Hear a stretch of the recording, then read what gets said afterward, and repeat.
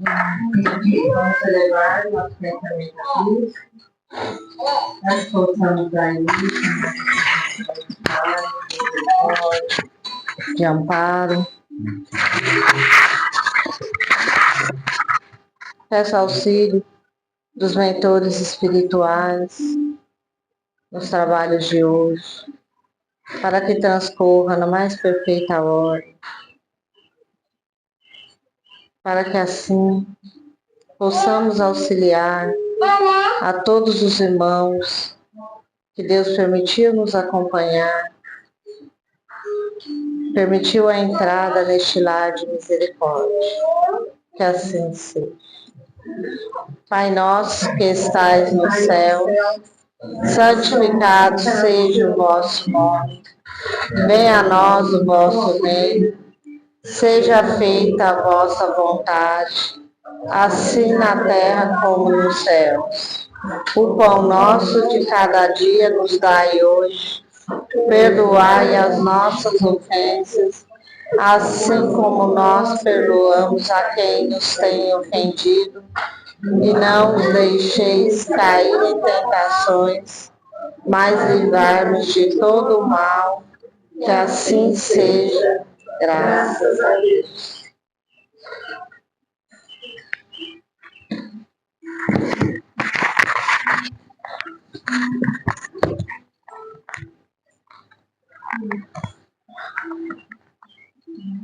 Oi, seria para nós.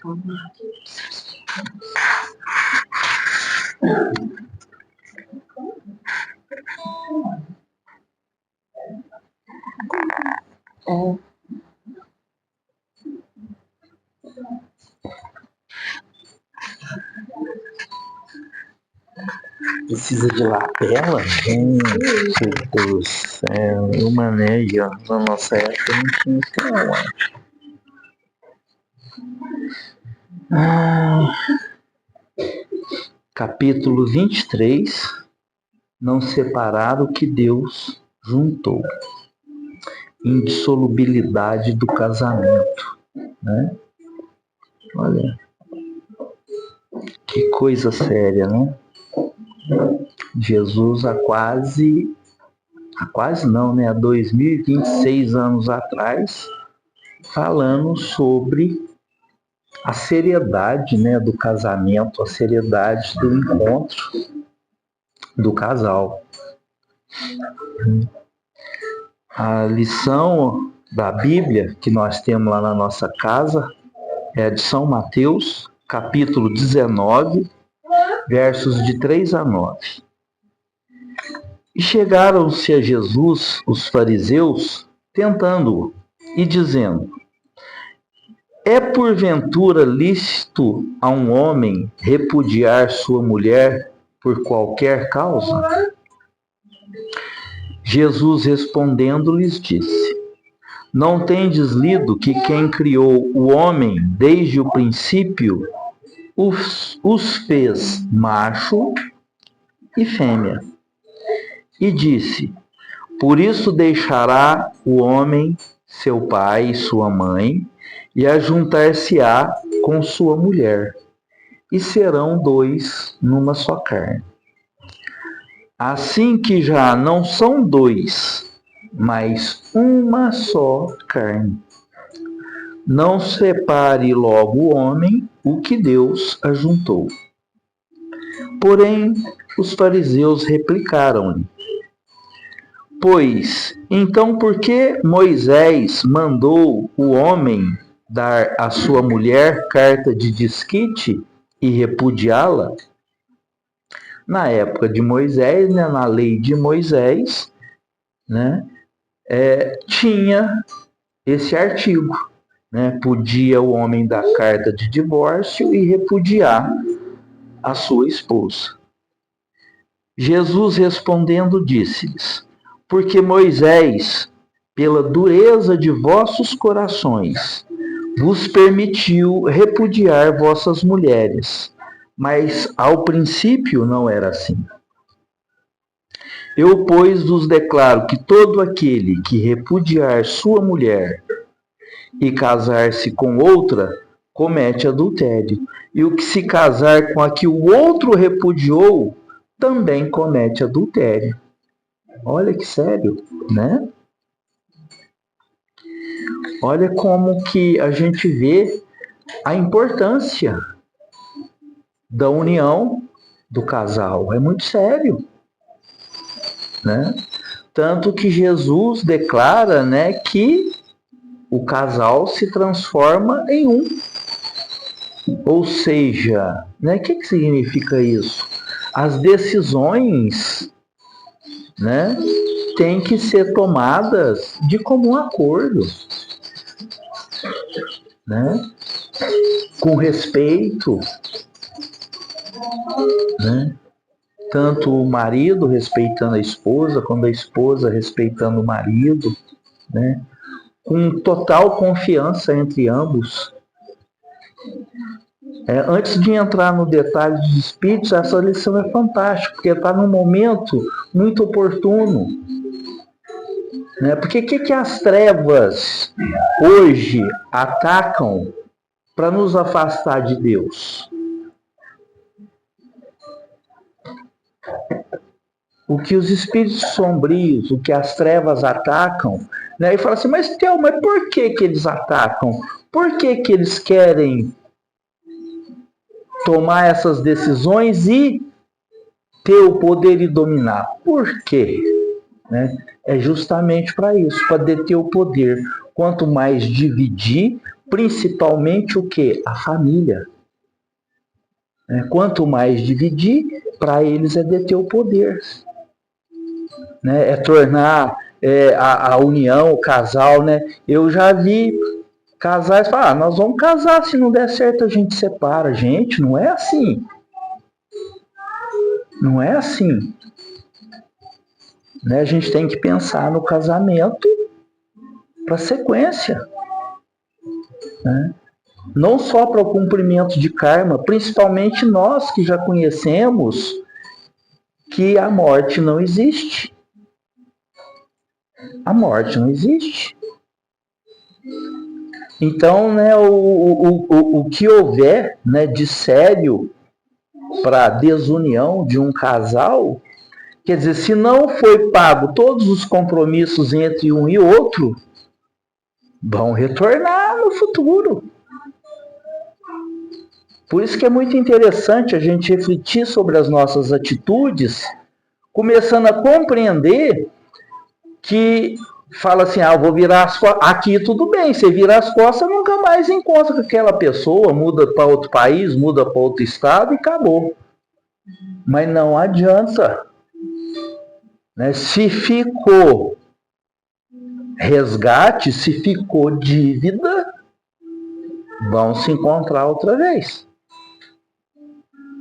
E é interessante isso. Pode não ser como esposa e esposo, não. Pode vir como filho, pode vir como filha, pode vir como pai. Né? E aí a coisa é muito séria. Então, família é muito importante. Nós temos que ter paciência, manter a unidade, fugir das tentações.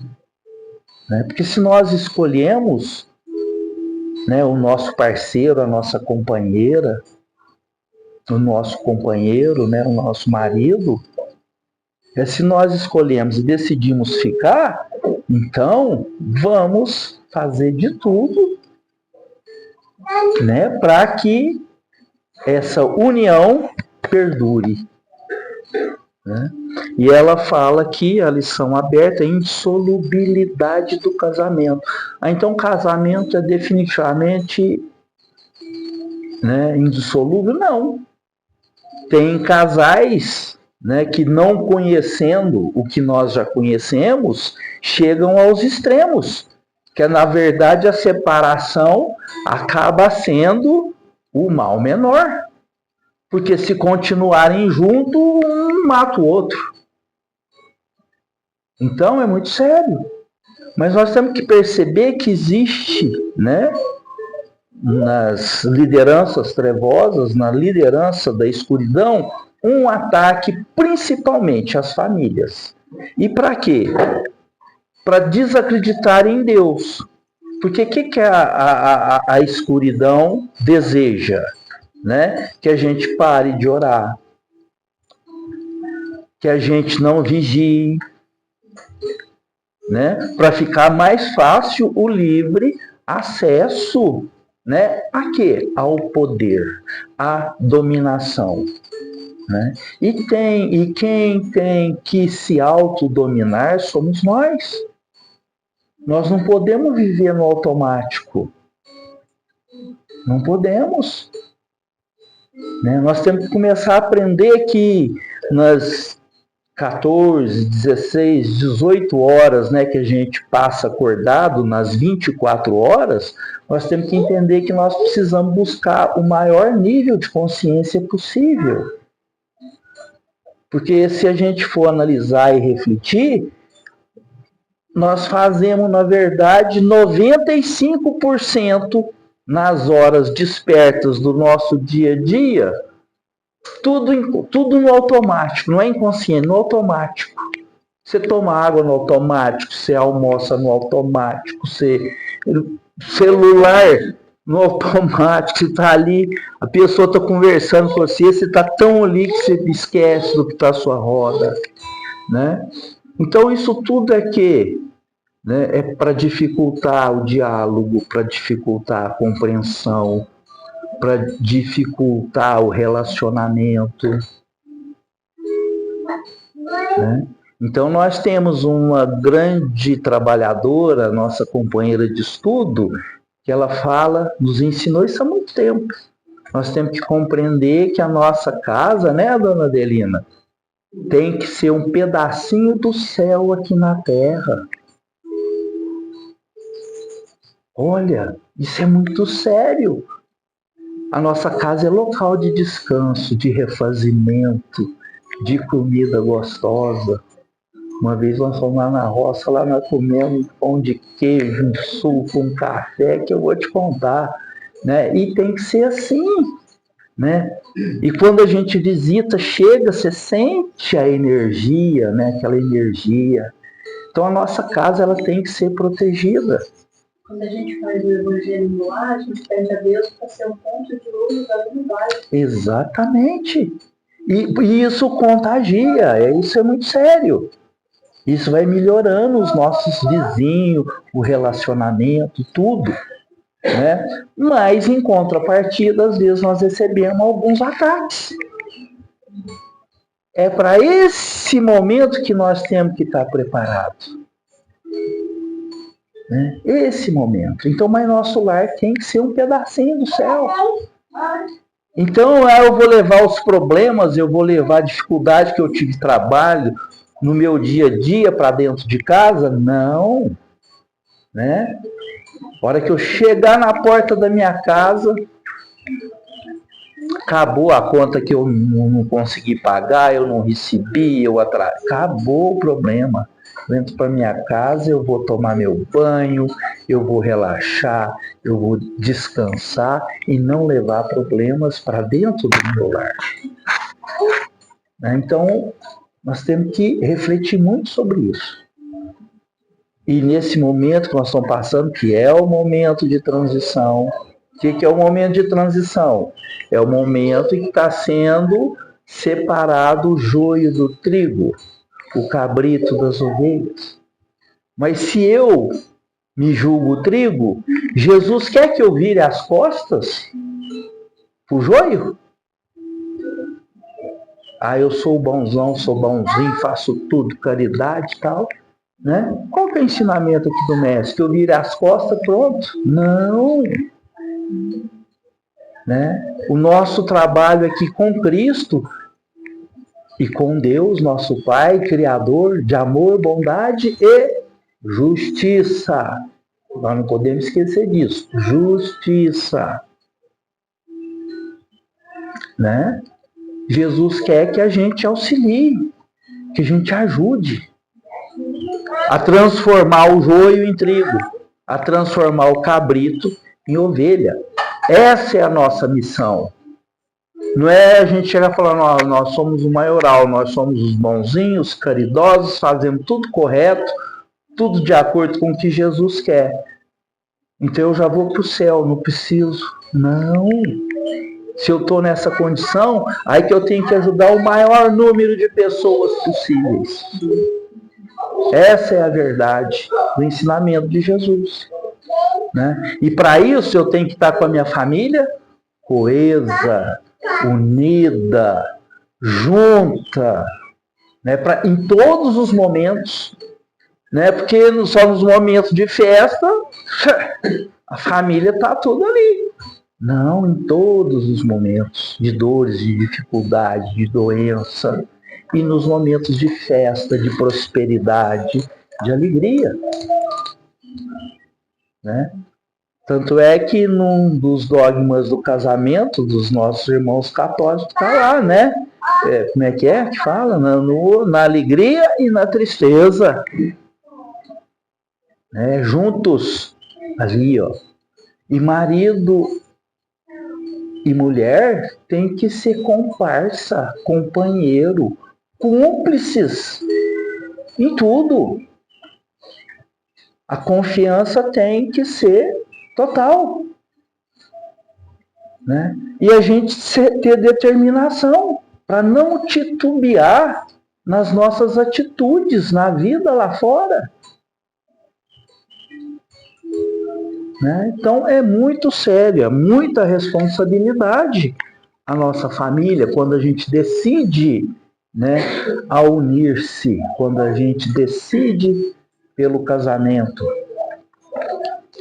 Então agora, né, vamos entrar na explicação dos nossos irmãos da espiritualidade, né?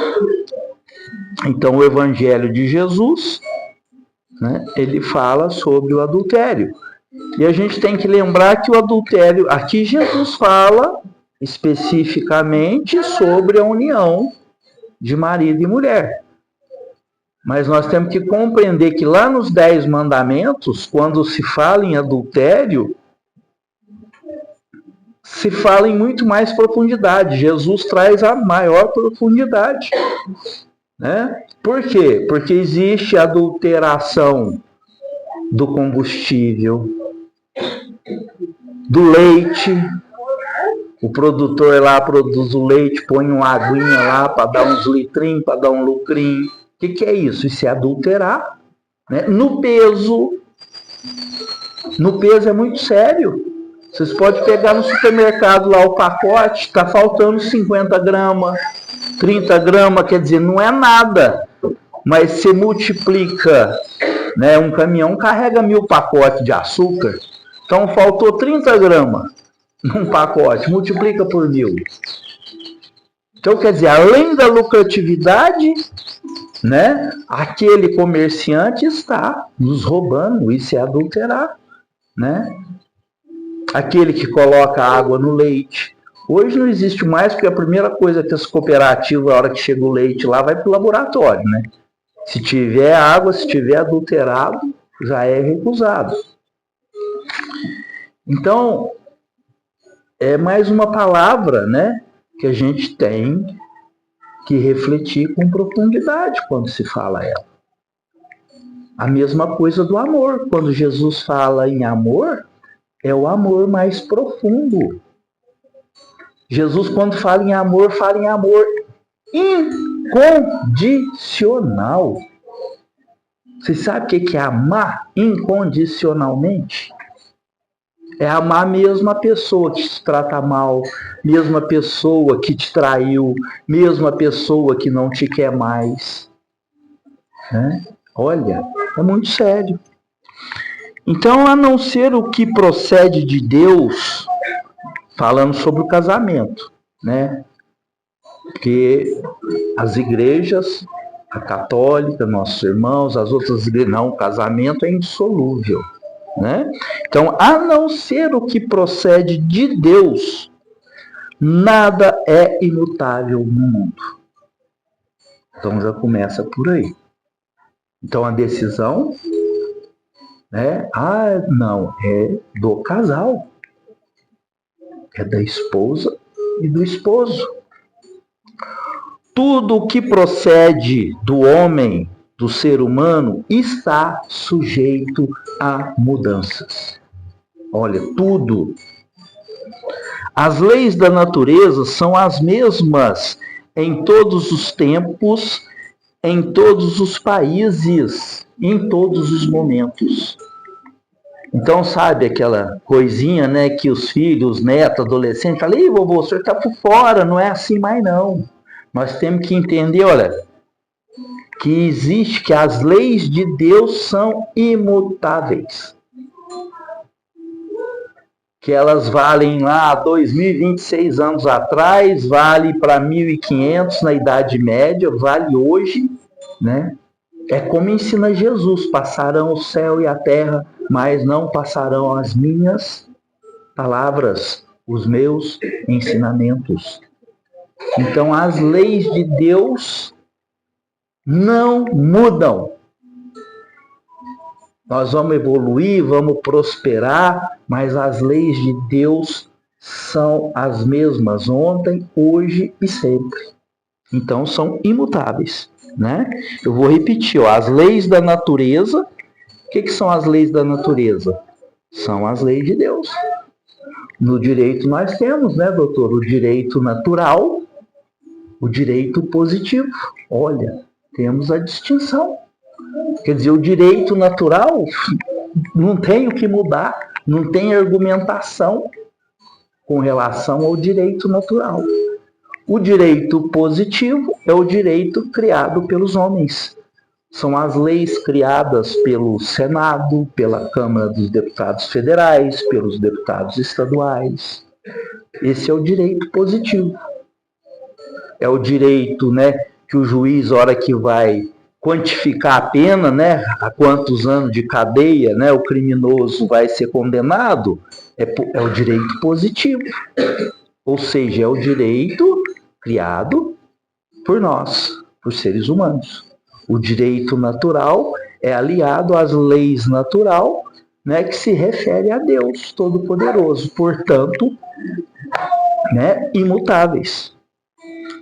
Então, as leis da natureza são as mesmas em todos os tempos, em todos os momentos, em todos os países. As leis humanas, porém, ela modifica-se com os tempos, com os lugares e o desenvolvimento intelectual.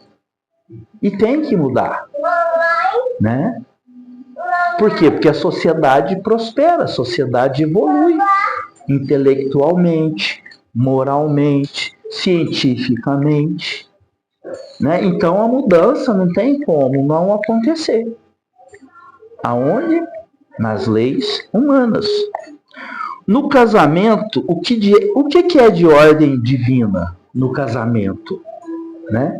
É a união conjugal, é a decisão entre o casal. É isso que é divino. Né? E para que se opere a renovação dos seres que morrem. Olha bem a importância da união conjugal para a preservação ou renovação dos seres que morrem. Então, vamos dizer assim, dentro da natureza, né, a responsabilidade precípua, né, do casamento é manter a humanidade terrena. É a reprodução. Mas as condições que regulam essa união, né, que regulam o casamento, são de tal maneira tão humanas, atenção, ainda hoje, em que não há em todo o mundo, e mesmo durante toda a cristandade, 2 países em que as leis que regem o casamento sejam absolutamente iguais. Olha que interessante. Não existe um país do mundo em que as leis que regulam o casamento são iguais. E não há mesmo um só em que elas não tenham sofrido modificações. Né? Através do tempo, através da prosperidade da sociedade, através da evolução social. Resulta desse fato que, perante a lei civil, o que é legítimo num país e em certa época torna-se adultério no outro país em outro tempo.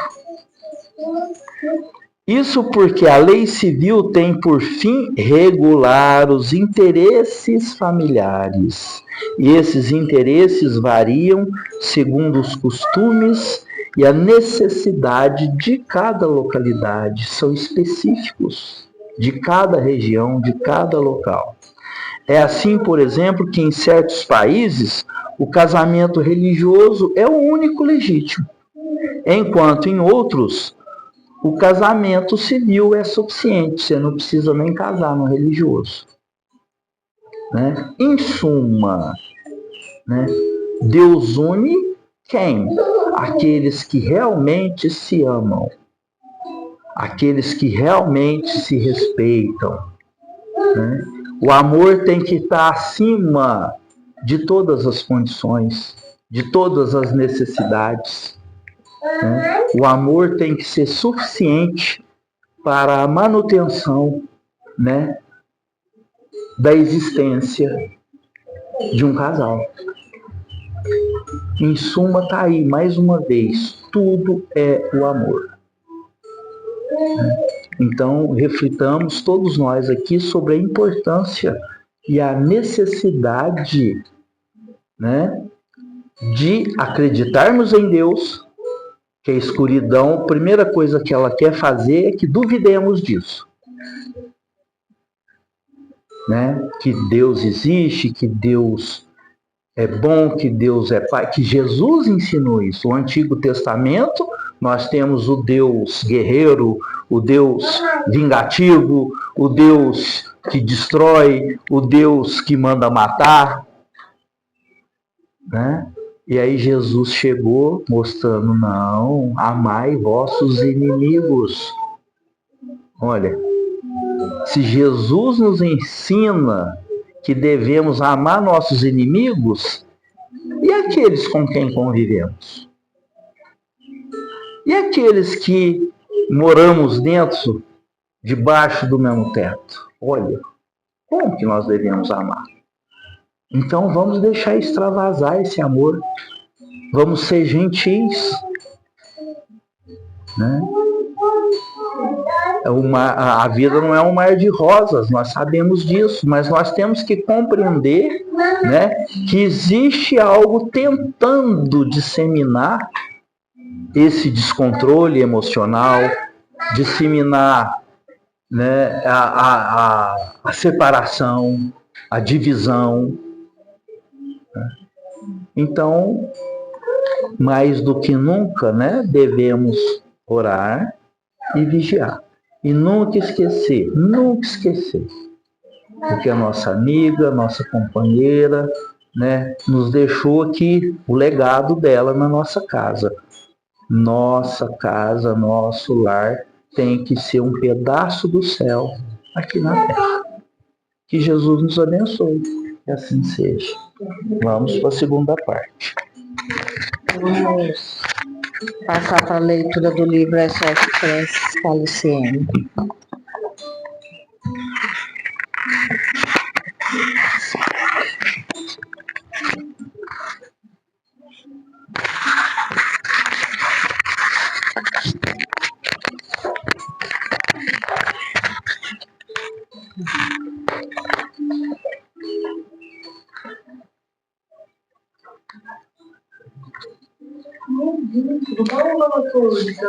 Conhecimento de si mesmo. Senhor Jesus, a vossa doutrina de amor é a maior das terapias para o espírito. Devemos estudar o Evangelho e fazer exames constantes de nossa maneira de pensar e agir. É bom refletirmos antes de agir, com o intuito de barrar ideias e ações que não estão de acordo com o amor. Diariamente, devemos avaliar se o que doamos ao próximo gostaríamos de receber. As dificuldades sempre existem em nosso interior diante de uma situação difícil, mas faz parte do aprendizado. Se pedimos ao céu, Senhor, dai-nos paciência, como poderíamos treinar a paciência vivendo só com pessoas pacíficas? Se pedimos sabedoria, como conseguiremos sem tentar estudar? Se queremos que Deus nos conceda saúde, devemos modificar hábitos extravagantes, isto é, devemos sempre fazer a nossa parte. E somente por meio da autoanálise e reforma interior poderemos obter saúde física e psíquica, porque Deus já opera a nosso favor desde sempre. Obrigado, Senhor.